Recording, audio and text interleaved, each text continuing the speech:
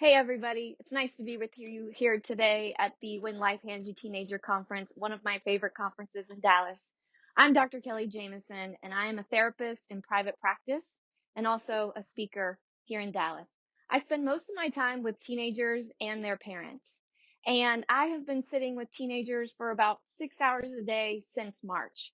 So what we're going to walk through today is kind of what a teen and their parents have been going through in the spring, in the summer, and now in August as we head into the school year. So we're going to talk a little bit about how do we regain engagement with these students now that they've been sitting home for many months and they've had to really think about school differently and their learning process.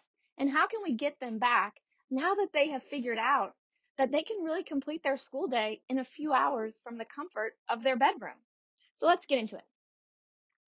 So obviously, we're going to talk about school and mental health together, but I really kind of want to focus on the school aspect of these students. So yes, there's a global pandemic, and yes, mental health is always the top priority, but we're going to talk mostly about kind of the school situation today.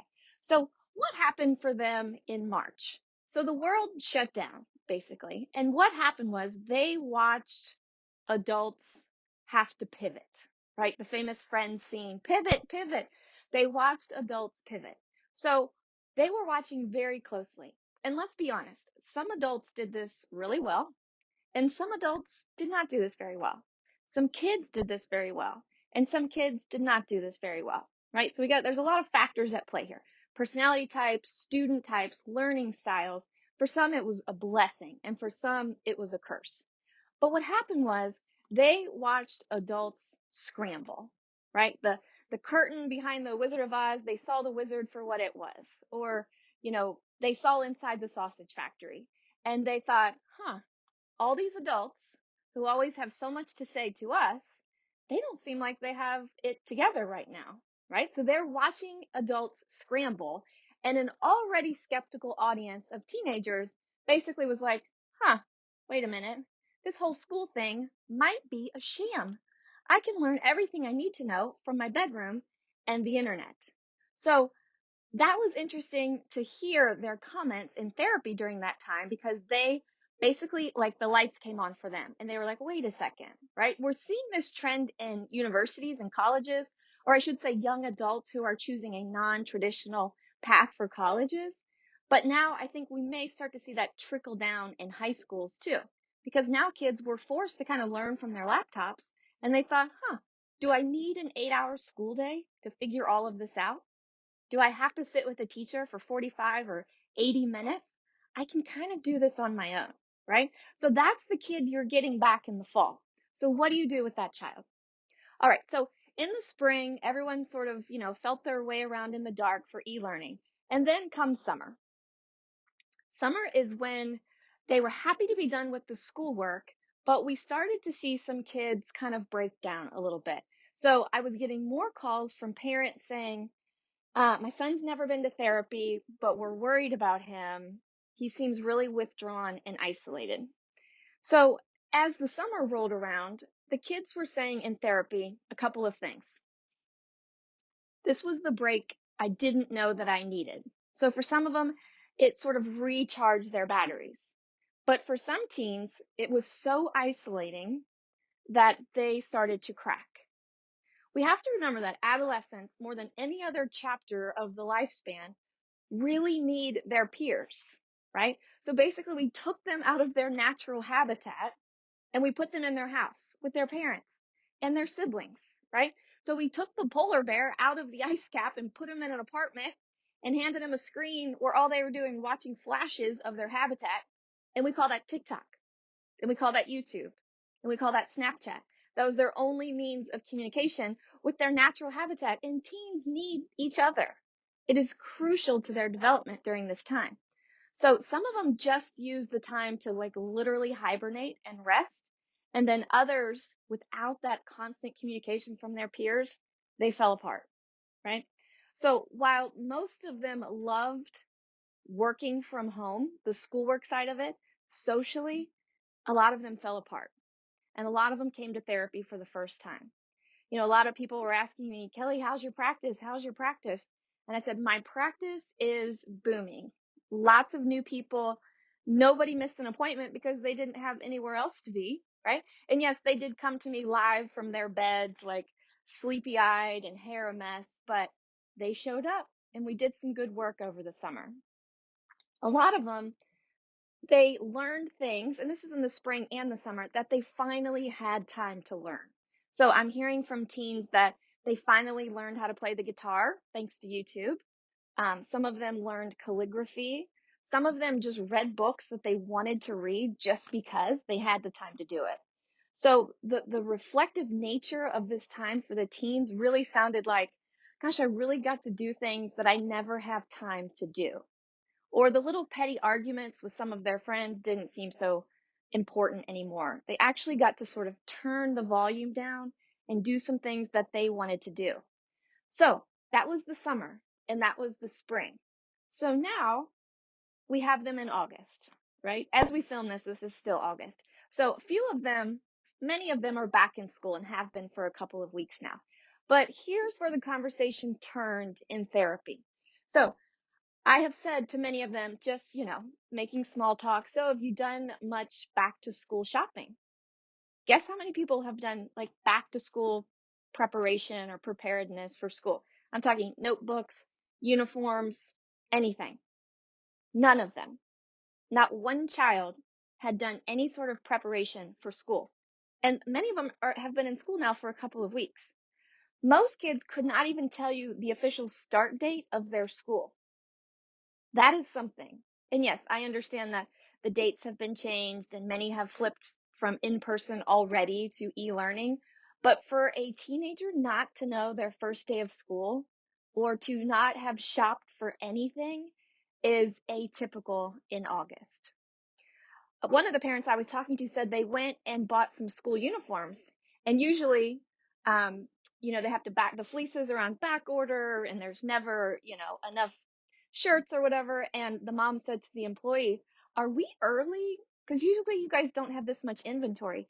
And the employee said, "Nobody's buying uniforms yet." So let's string all these bullet points together. Families aren't preparing and buying uniforms. Kids aren't buying the usual backpacks and lunch boxes or notebooks. What does that mean for this school year? And what does that mean for teachers? And what does that mean for educators? It is the weirdest school year ever. And the kids know it. It's very ambiguous. No one is really kind of fired up. I'm not seeing that excitement in the kids that I usually see in the fall, which is concerning. Here's what they're saying. I just want to see my friends. That's it. Across the board, I just want to see my friends. Remember, they need their peers during this time of life more importantly than any other. Remember, they're transitioning from child to adult, and that is such an awkward phase. They crave being around people who are doing the same transition. As parents, as much as we love them, we're not their people. Their little siblings, as much as they may or may not love them, are not their people. They want to be around their peers to feel normal. And going along with normal, secondarily, after I just want to see my friends, is they just want to have a normal schedule. They actually do want to be in class. They do want to have wake up times. In therapy, oftentimes if there's conflict with a teen and their parents, if you sort of analyze the system as a whole, what you can usually find is like the hierarchy of the family is off, right? Which is why we always remind parents of teens to remind everyone who's in charge. And that sounds kind of rude and, top down model, but really it helps kids know where the boundaries are and it helps them feel safe. So take the fact that all these kids have been home for 4, 5, 6 months now, and they are craving the structure. They want to be at school on time. They want to walk from math class to English class. They want to eat lunch with their friends. They want to go to study hall. They want to go to soccer practice. They want to go to rehearsals. They feel safe in that structure. And frankly, the world right now feels unsafe. So the familiarity of the school day feels safe to them. We got to remember these kids, if you're working with teenagers, they've been in school now for about 10 years. That is their normal. and that is their familiar. So as much as they roll their eyes about it, they really want to be in that familiar place where they know they belong, right? A lot of parents and a lot of teenagers this summer have been in conflict about playing too much Xbox or sleeping too much or being on their phones too much. So many parents have told their children this summer that they're lazy, that they're unproductive, that they're unmotivated, right? So you've got this whole group of kids coming back to school who want to see their friends, they want to see the structure, they want to belong, and they just want to feel normal again. And that's why they want to come back to school. Now, the preparedness is not there, I'll be honest, but they just want to see their friends. They just want the structure. So here are some things that these kids have been telling me that I'm going to share with you educators. Now, don't shoot the messenger, okay? This is what they want me to share with you. For those that are already back in school, here's what they're saying. Do not start with any student-led anything. Do not start with any student-led anything. Remember, they have to re-assimilate back into school. It's like a muscle that has to be warmed up. They want to hear from you. They want the familiar, and you are the familiar. You standing in front of them, explaining what they're going to learn for the year, explaining the topics, explaining the deadlines, feels familiar to them. A girl said recently that, the very first assignment out of the gate was this major group project, and everyone was annoyed by it. They just want the hierarchy back in place so that they feel safe. So, no group work, no student-led projects right out of the gate. They want the familiar. They want the normal. Someone said, just give me a vocab sheet. Like, I just want to memorize some vocab. I just want to make some flashcards. Just give me something that I know how to do, that feels comfortable, that feels normal.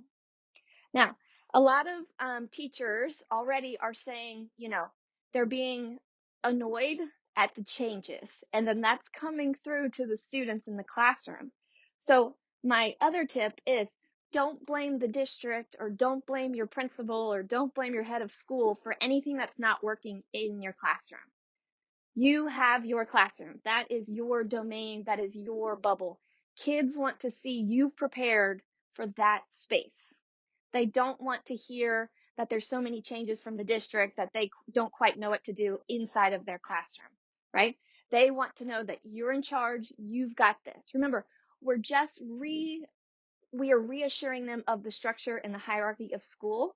And that you know how to do as educators. That you know how to do. You know how to stand in front of kids, reassure them, tell them what's going on, be the lead initially as everyone, gets back into the flow of things. That's really what these kids are craving. Okay. A lot of kids who are juniors and seniors, they're freaking out about the college process because as the world has been on hold, um, for some of these upperclassmen, the loom of college is still there. And I will tell you, these kids are stressed about the lack of information for the college process. So when I do see anxiety, when I do see stress, it's because they know they should be doing things with that process right now, and that's not happening. The normal communication from their college counselors and their schools, have been, I think, pushed to the back burner, and we have a lot of juniors and seniors who have missed some steps in that process that really should have happened by now. So the stress level that I'm seeing with them is about that. So take care of those juniors and take care of those seniors. I know the ACT and the SAT dates have been pushed back, and many Texans are driving to Oklahoma just to take those tests. So keep an eye on those kids because the stress level for them is real. While everyone's adjusting to masks and one-way hallways, they're still having to go to college in the next year or so. And that process is important to them. And what I'm hearing from them is they need more information in regards to that. What happened with the e-learning that some of the kids were slightly annoyed about was the time it took teachers to get back to students on grading and or feedback on projects. So remember earlier when I said, they saw behind the curtain and they saw inside the sausage factory and they were like, maybe these adults don't quite know what they're doing like I thought they did. We have to sort of buy back some of that credibility. And one of the things kids say is they hate when a teacher does two things. One of which is when a teacher says, "I don't feel like teaching today. Let's just fill in the blank. Let's just have a study hall, or you guys do whatever you want." Um, this is professionalism at its finest, right? And these kids are looking towards us, especially this fall, to say, this is what we're doing, this is the expectation, this is how we can help each other, and let's get into it. But already teachers are saying, you know what, we're so overwhelmed, we don't really know what's happening next week, let's just take this day off, you guys can have a study hall. That is not what kids are wanting right now. They want direction, they want to know that you have a plan inside of that classroom. So that's the first thing is the quote, and the fact that I'm even talking about this means that it's a pattern or a theme with teachers. So we need to make sure that's not happening. I don't feel like teaching today is unacceptable on every level. And it lessens credibility for these kids who so desperately want the structure and the leadership of our teachers. Um, and then also it's about taking a long time to get things back. Some kids would say, I haven't heard from my teacher in a week. Or, for the e-learning, teachers would assign big projects and then a month would go by and they wouldn't see the grades. And the teachers would say, I've got 86 projects to grade. And the students, basically, the message there is, so I can't use excuses, but teachers can use excuses and it's okay for how overwhelmed and stressed we are. So we have to remember, teenagers are highly critical and they need approval and they need structure and they're watching adults so closely. Even the ones sitting in the back, rolling eyes and, chewing on fingernails, they're watching teachers for leadership, right? They just want to be back in the groove.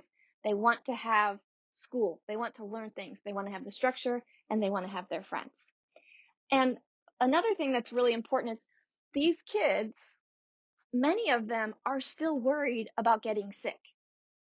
They really are. Now, I know that the news did a terrible job of, interviewing kids on beaches in the spring and in the summer who were, like, whatever, like, I'm still going to live my life, YOLO, but there are kids, especially those type A kids who are very much future focused, who are very much college focused. They're the ones who are worried about getting sick still.